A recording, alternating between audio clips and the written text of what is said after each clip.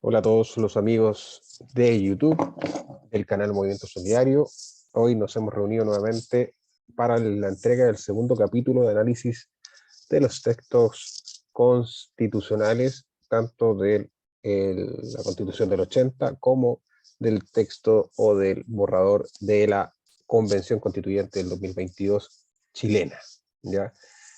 Para dar inicio a este nuevo video, vamos a partir diciendo que en el video anterior habíamos quedado en el artículo 27 de ambas constituciones, tanto en el texto del 2022 como en la constitución del 80.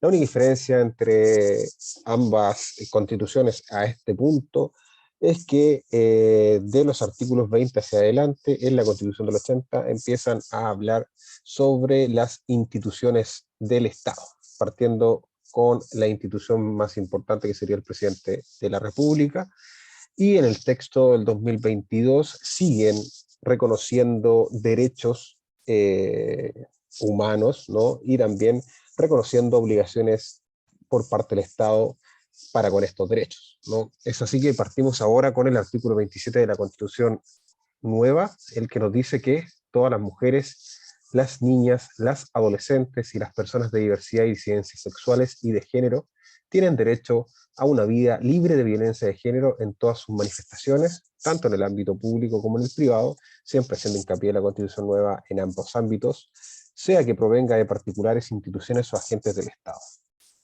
Algo bien importante a la hora de la discriminación y básicamente la posterior violencia o la erradicación de la violencia contra la mujer y contra también las niñas, adolescentes y diversidad y disidencias sexuales y de género. También el numeral 2 nos dice que el Estado deberá adoptar las medidas necesarias para erradicar todo tipo de violencia de género y los patrones socioculturales que la posibilitan, actuando con la debida diligencia para prevenirla, investigarla y sancionarla, así como brindar atención, protección y reparación integral a las víctimas, considerando especialmente las situaciones de vulnerabilidad en que puedan hallarse. Por su parte, el texto del 80 nos dice que en su artículo 27, hablando precisamente de las elecciones, nos habla del proceso de calificación de estas, entendiéndose por tal la elección presidencial, cuando deberá quedar concluido dentro de los 15 días siguientes tratándose de la primera votación o dentro de los 30 siguientes tratándose de la segunda votación.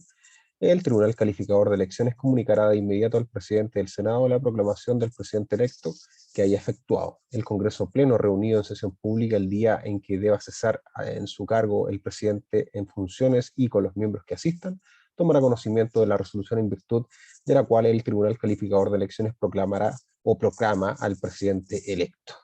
En este mismo acto, el presidente electo prestará ante el presidente del Senado juramento o promesa de desempeñar fielmente el cargo de presidente de la República, conservar la independencia de la nación, guardar y hacer guardar la Constitución y las leyes, y de inmediato asumirá sus funciones. Eso es, por su parte, el artículo 27 de la Constitución del 80. El artículo 28 de la Constitución o el borrador constitucional nos dice que las personas con discapacidad también son titulares de derechos establecidos en esta Constitución y los tratados internacionales de derechos humanos ratificados y vigentes en Chile.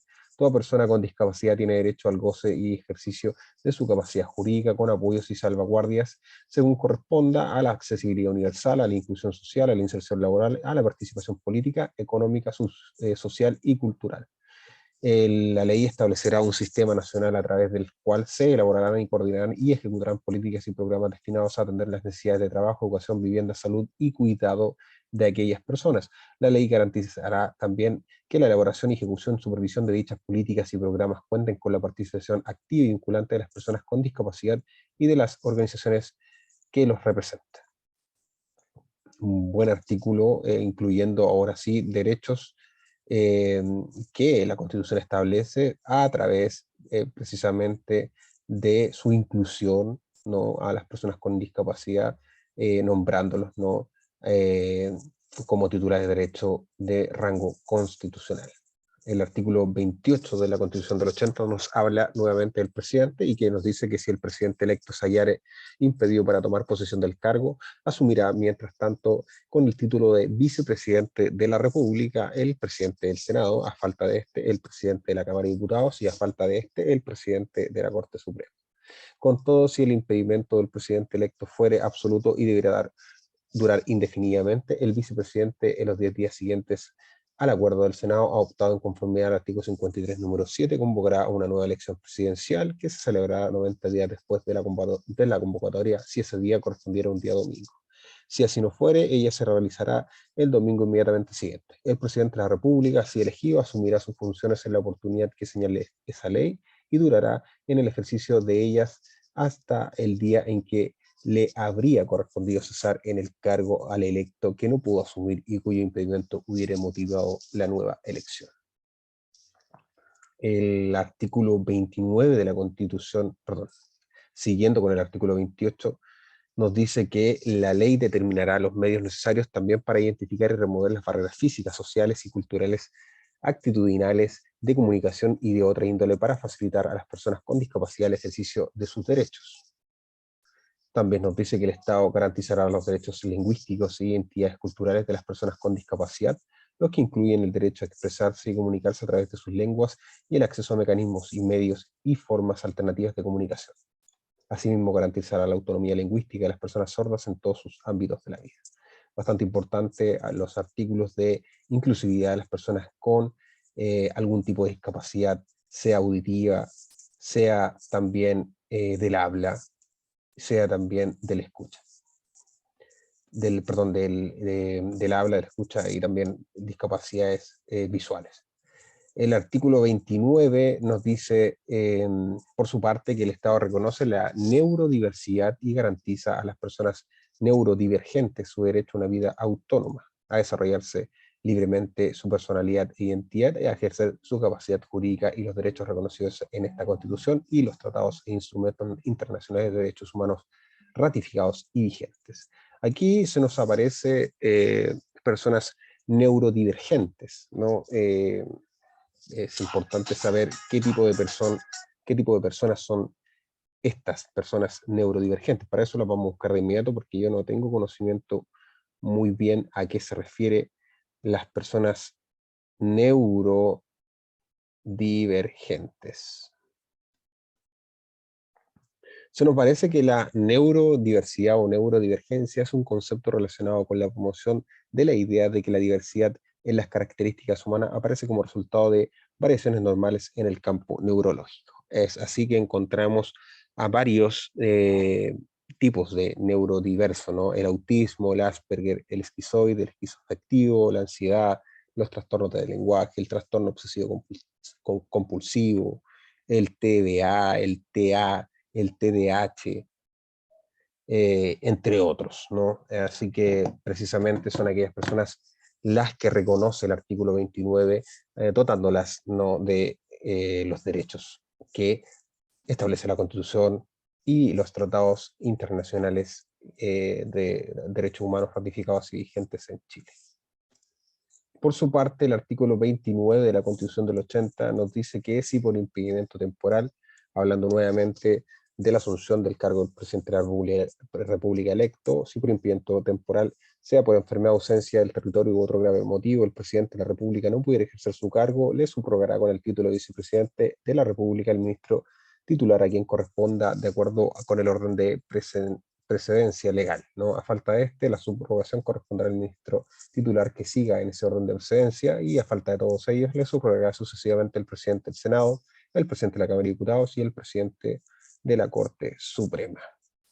En caso de vacancia del cargo del presidente de la República, se procederá a la subrogación como en las situaciones del inciso anterior y se procederá a elegir sucesor en conformidad a las reglas de los incisos siguientes. Si en la vacancia se produjera faltando menos de 2 años para la próxima elección presidencial, el presidente será elegido por el Congreso Pleno por la mayoría absoluta de los senadores y diputados en ejercicio. La elección por el Congreso será hecha dentro de los 10 días siguientes a la fecha de vacancia y el elegido asumirá su cargo dentro de los 30 días siguientes. Si la vacancia se produjere faltando 2 años o más para la próxima elección presidencial, el vicepresidente dentro de los 10 primeros días de su mandato, convocará a los ciudadanos a la elección presidencial para 120 días después de la convocatoria, si ese día correspondiere a un domingo. Si así no fuere, ella se realizará el domingo inmediatamente siguiente. El presidente que resulte elegido asumirá su cargo el 10º día después de la proclamación. El presidente elegido, conforme a alguno de los incisos precedentes, durará en el cargo hasta completar el periodo que restaba a quien se reemplace y no podrá postular como candidato a la elección presidencial siguiente. Por su parte, el texto o el borrador constitucional en su artículo 30 nos dice que toda persona sometida a cualquier forma de privación de libertad no puede sufrir limitaciones de otros derechos que aquellos estrictamente necesarios para la ejecución de su pena, ¿no? El Estado debe asegurar un trato digno y pleno respeto de los derechos humanos y las de sus visitas.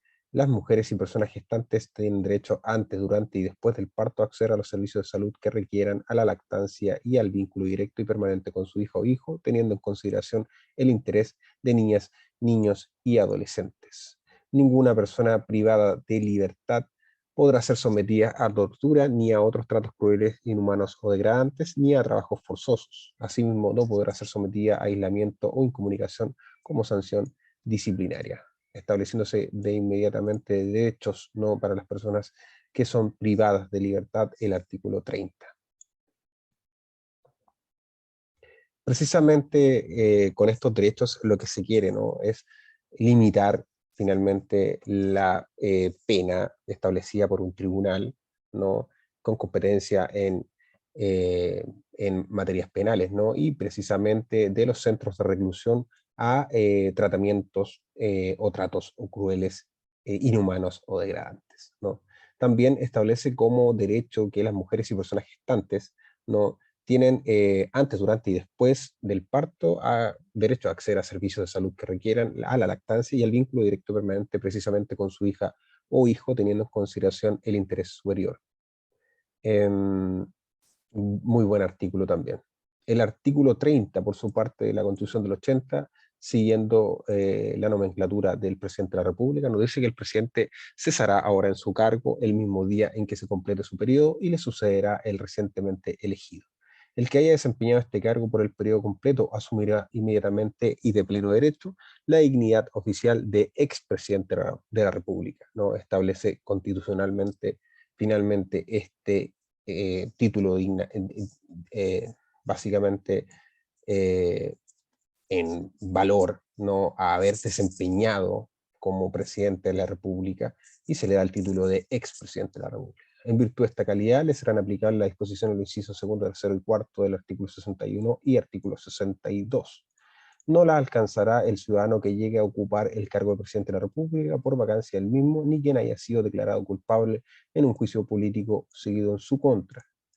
El expresidente de la República que asuma alguna función remunerada con fondos públicos dejará en tanto la desempeñe de percibir la dieta, manteniendo en todo caso el fuero. Se exceptúan los empleos docentes, funciones y comisiones de igual carácter de la enseñanza superior, media y especial. Acá, de referente, ¿no?, a el tema de la cesación del cargo del presidente de la República y el tema del título, de alguna forma, de dignidad oficial de expresidente de la República. También excluye algunos tipos de personas, precisamente las que han tenido juicios políticos, y también establece la prohibición de percibir la dieta que está establecida cuando se pague con fondos públicos alguna función remunerada de los expresidentes, con excepción, eso sí, de los empleos docentes y las funciones o comisiones de igual carácter de la enseñanza superior.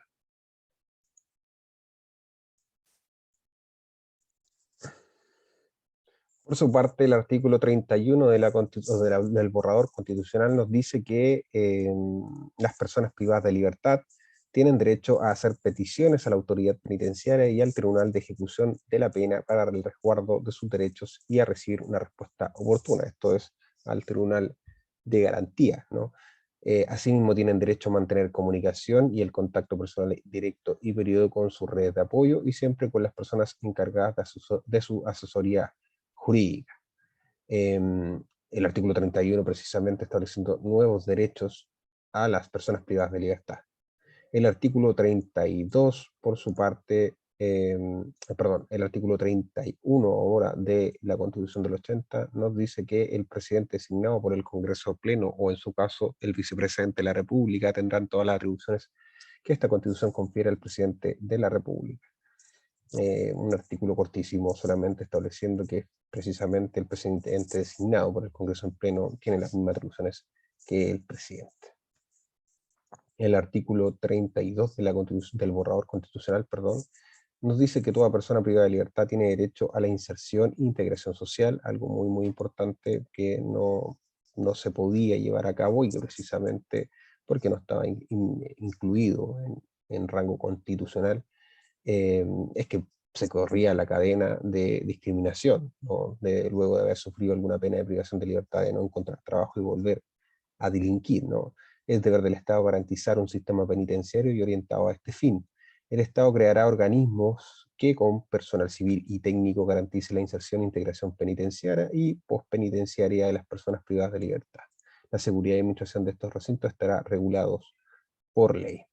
El artículo 32 ahora de la Constitución del 80 nos enumera las atribuciones especiales del presidente de la República. Estas son, número 1, concurrir a la formación de leyes con arreglo a la Constitución y sancionarlas y promulgarlas, ¿no? El número 2, pedir indicando los motivos que se cite a sesión cualquiera de las ramas del Congreso Nacional. En tal caso, la sesión deberá celebrarse a la brevedad posible.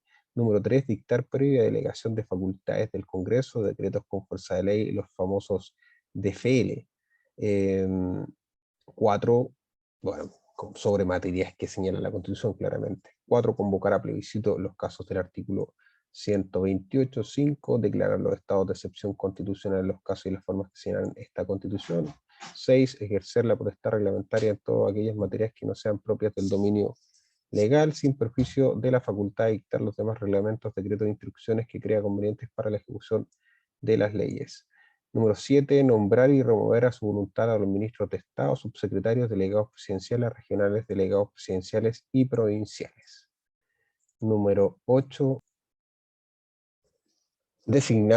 número 8 decíamos, designar a los embajadores y ministros diplomáticos y a los representantes ante organismos internacionales. Tanto estos funcionarios como los señalados en el número 7 precedentes serán de confianza exclusiva del presidente de la República y se mantendrán en su puesto mientras cuenten con ella. Nombrar al Contralor General de la República con acuerdo del Senado. Nombrar y remover a los funcionarios que la ley denomina como de exclusiva confianza. Y proveer los demás empleos civiles en conformidad a la ley.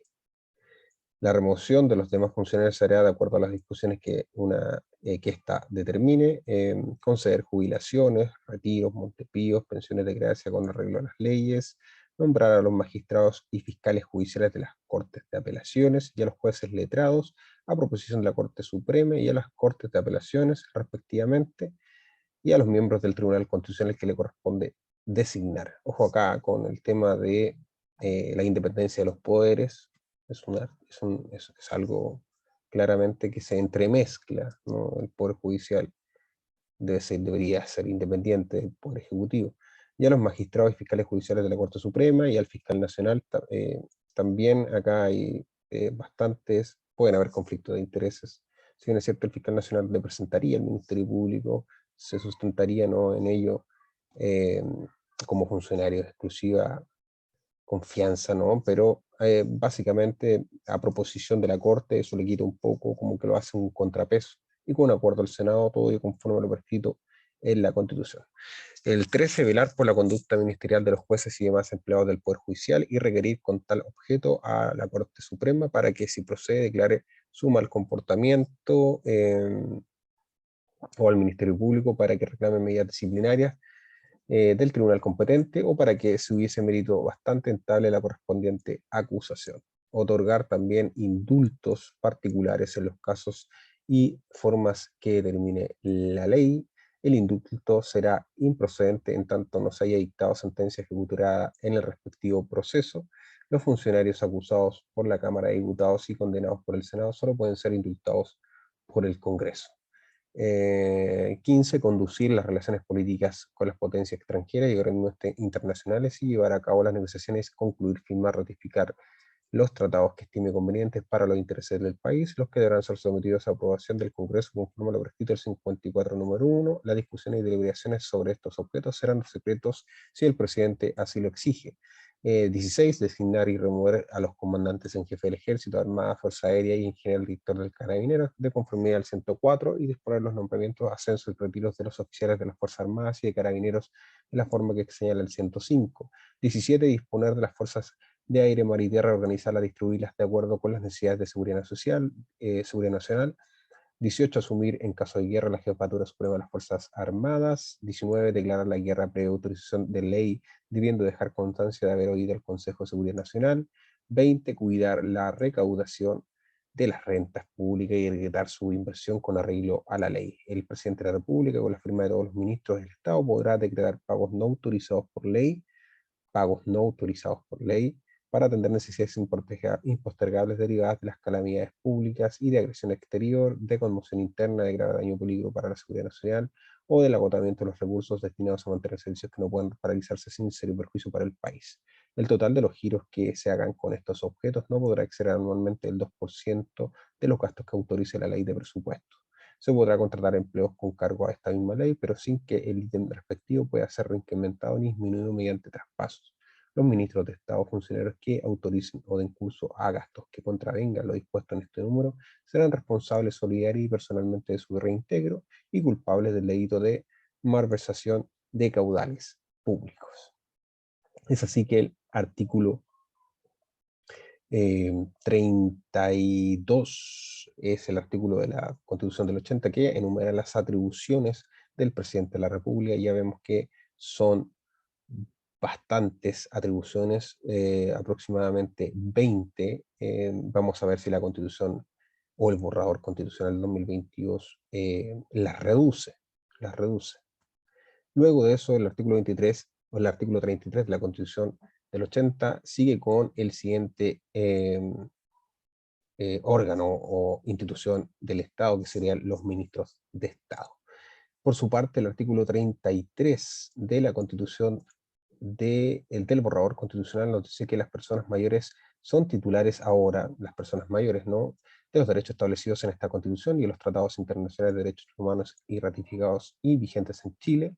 Asimismo, tienen derecho a envejecer con dignidad, a obtener prestaciones de seguridad social suficientes para una vida digna, a la accesibilidad al entorno físico, social, económico, cultural, digital y a la participación política social y a una vida libre de maltrato por motivos de edad, a la autonomía, independencia el pleno al pleno ejercicio de su capacidad jurídica con los apoyos y salvaguardias que correspondan, estableciéndose derechos para las personas adultos mayores, ¿no? Básicamente estableciendo un derecho a envejecer dignamente, el artículo 33. Muy, muy buen artículo. Ya hemos visto cuál es la línea de la Constitución nueva de ir estableciendo por segmentos poblacionales de alguna manera los derechos que no tenían en la Constitución del 80.